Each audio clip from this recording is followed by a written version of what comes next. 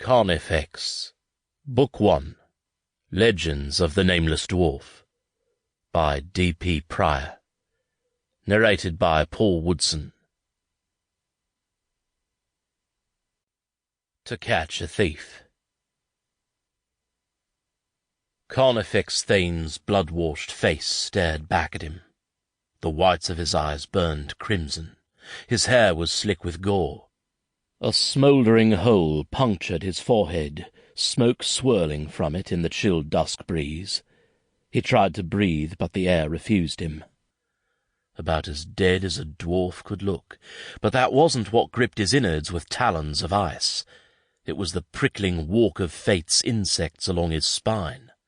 For one brief moment, the veil that shrouded his mind from portents of the future was rent in two.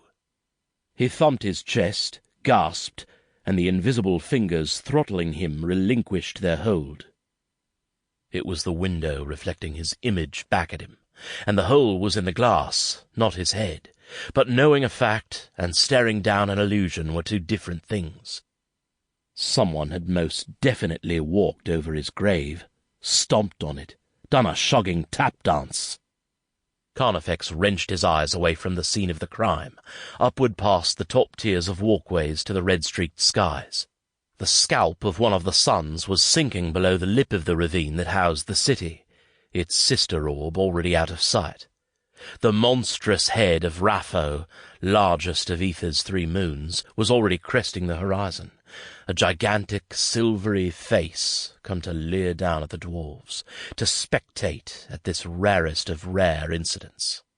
For the alarm had gone out, the Scriptorium had been burgled, and the ravine city of Arx Gravis had been rousted from its languid life of inaction.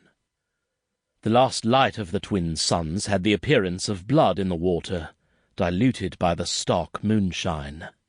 While it dissolved into argent, Carnifex looked back at the window. The grisly omen had been dispelled. His reflection was now a mere ghosting on the glass, no longer vivid without its taint of red.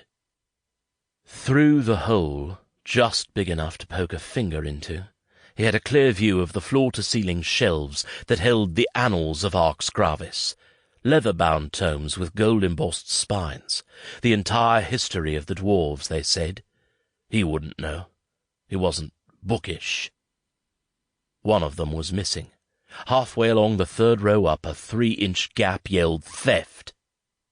With a step back, he was able to see a wider view through the glass. Sample complete. Ready to continue?